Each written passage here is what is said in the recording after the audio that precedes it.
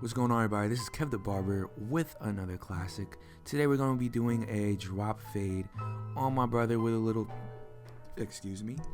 beard trim and blow dry. Well, blow dry and beard, boom.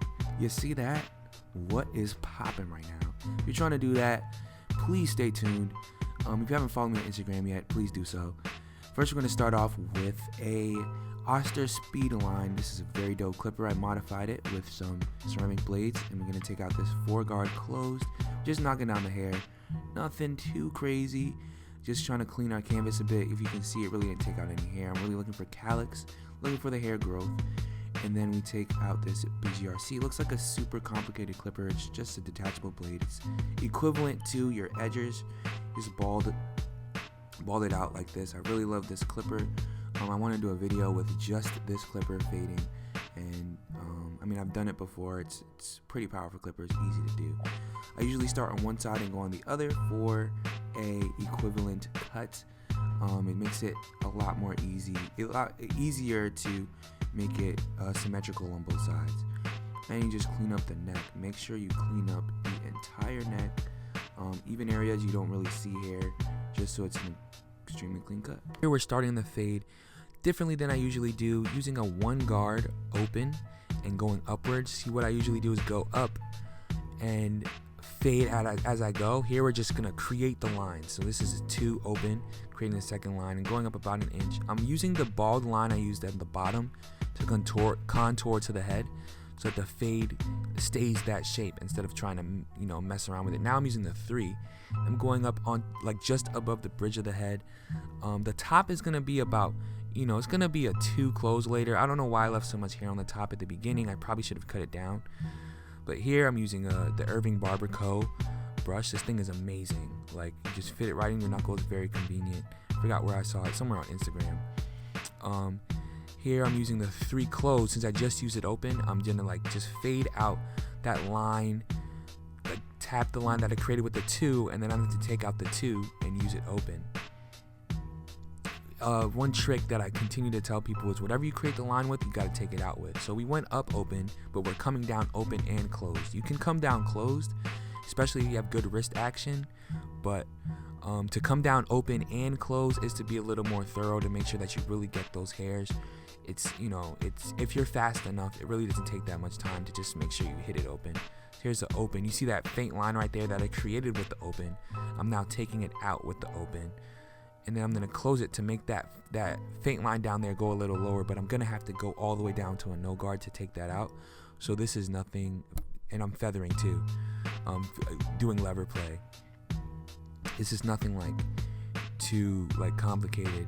So now I'm gonna use a lever play with no guard, and I'm gonna slightly still have a line up there that I'm gonna take out with my 0 guard. Forever staying very vigilant and very paying attention to the fade, seeing how it's going. This is like a hearing game, but it's also I consider this a simple if you kind of understand and listen to the clipper. But if you lose your place, I probably would look at some a little different method. But this one, you try it out, see how it works for you. I just tried the 2 to see if it worked. It didn't really. I'm using a 3 now to really cut down that hair. You see it's a little curly. I want it to lay flat. But I still want it to be dark. That's why I didn't really attack it with something too short, if you understand what I'm saying. Taking out this wall shaver to bald out the bottom, it really makes the bottom look lighter because the stubble's gone, so the fade looks a little more dramatic. You don't see it that well here, but it really makes a difference in person and in the person's day-to-day. This is just the other side. I already showed you that that's the whole process on that one side, making the exception of checkups. But I think one thing that's really important when you're doing fades is to make sure that this person can function outside of the shop. Make sure you're brushing and everything, so when they wash it out, the hair still the same way. It's not like you don't want free hairs to really cut hairs to stay on the head and look like it's darker than it is, or you just didn't fade that well and it's exposing you. Now I'm using a 2 open. I don't know why I didn't fade it, and this is a 1 open 2. I didn't focus that well, so showed you a bit of it. And this is extremely important. This is how you let those hairs lay down.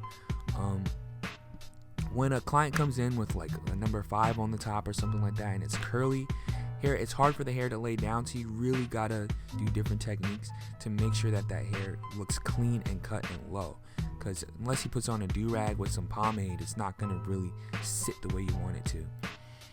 Now that we're talking about laying down, we're talking about ISO plus 24 holding spray. This is spritz generally, where I use it, put it on the hairline, and I brush it down so that the hair stays in place and cuts more hairs than it pushes away. That's why every time you cut hair, you want to brush, because you cut as much hair as possible. It doesn't cut every time you put an edger down, it doesn't cut every single hair that you put it on top of. Some of them push. So this allows for the cut to be more efficient as you go. Walt Detailer, the greatest edger in my opinion. Haven't found anything better than this. I try different edgers, and nothing satisfies me like these. And as you see, I'm still brushing as I go, just because it's a habit.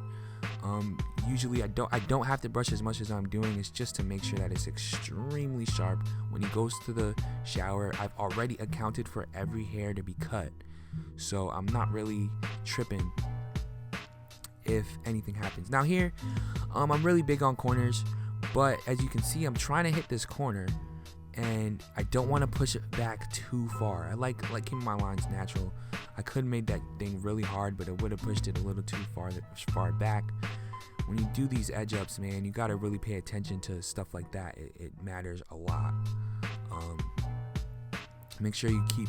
I come towards the hairline and then go on top of the line and brush it back, so that I'm not like taking off too much hair. I'm not sure if you guys understand what that means. It's like I don't want to come on top of the hair right away, because I might take off too much. So I push at it and then come on top of it after I brush it, and making sure I'm going over and over, because you feel like you got the shape until you brush it. It really messes it up. So it's like I clean it and then mess it up, and clean it and mess it up. And this is a quick little lever play right here that I do on the beard. It's nothing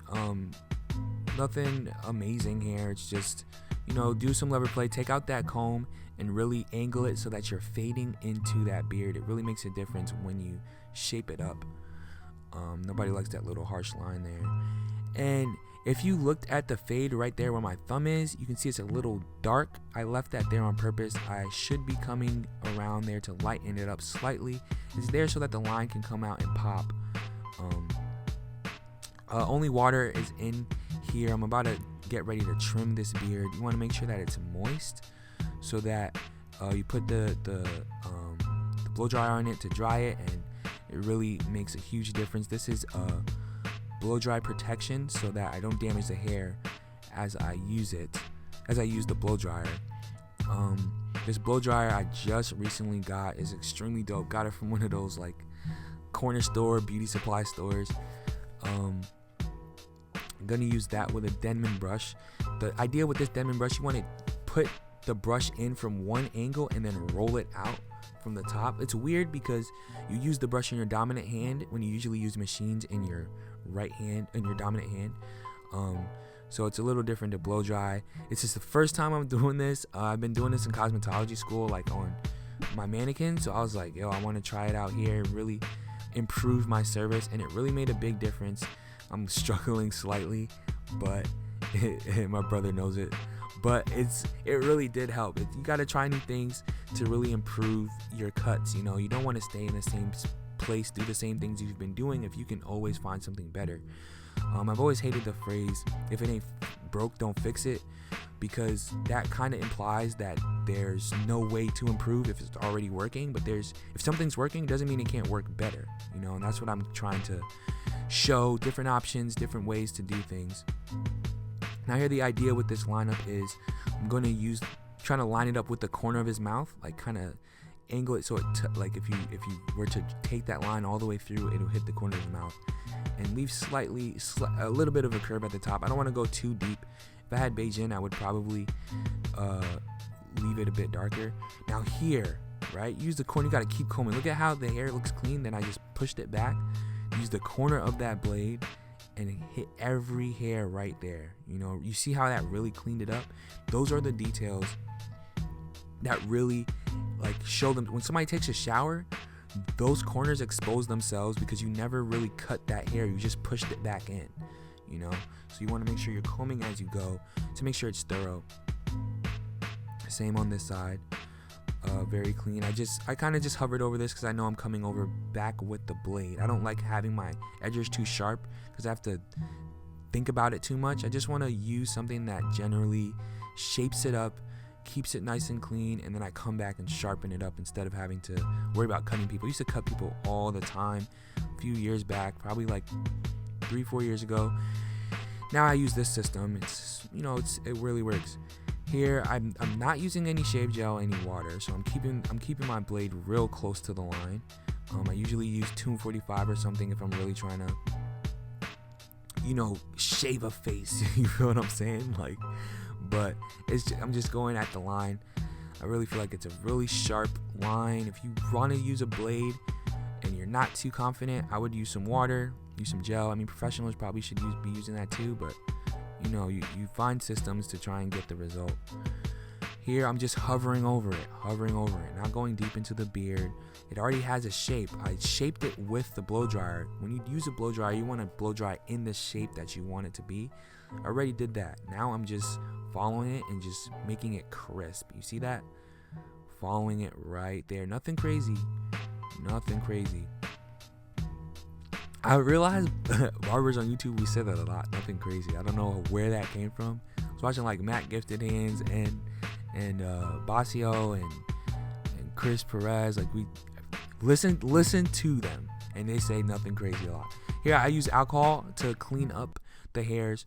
I don't know why I didn't keep that in the video, but I put that on after. Make sure you clean. And here's the finished product. If you like these videos, please subscribe. Have any ideas, anything you like to share, just hit me up in the comment section below. I'm on Instagram at Thebarberstable. Thanks for watching. See you guys in the next video.